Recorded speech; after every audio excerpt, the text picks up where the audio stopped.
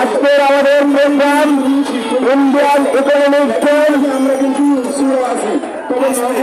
Indian economic zone দূরসরাজ চট্টগ্রাম এবং ফেনীতে শেখ হাসিনা সরকার 2015 সালে দিয়েছিল সেটা বাতিল করার জন্য শেখ হাসিনা 2015 সালে 900 একর জায়গা দিয়েছে ইন্ডিয়াকে এবং চট্টগ্রাম মন্ত্রণালয়ে প্রায় 100 একর জায়গা দিয়েছে।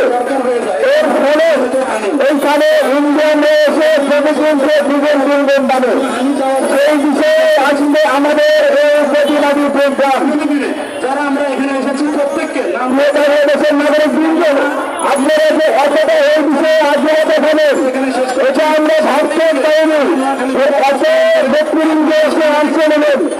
আমি এখানে প্রেসিডেন্টগুলো এই পাশে অনুরোধ করছি, এই যে প্রেসিডেন্টগুলো এদিকে নিয়ে আসেন, কয়েকটা প্রেসিডেন্ট পিছনে নিয়ে আসেন এই কাছ থেকে, আরেকটা প্রেসিডেন্ট এই পাশে নিয়ে আসেন। পরবর্তী যদি আমাদের কথা উপস্থাপন না শুনে আমরা আবার আন্দোলন করে আমি বক্তব্যে অনুরোধ করবো আমাদের নোয়াখালীর ভাইদের প্রোগ্রাম শেষ হয়েছে, বেলাটা একটু সাজানো নেই, সবাই একটু সাজানো নেই, বেলাটা আগানো একটু সবাই সুন্দর হয়ে দাঁড়াই। বাংলাদেশের অস্তিত্বের স্বার্থে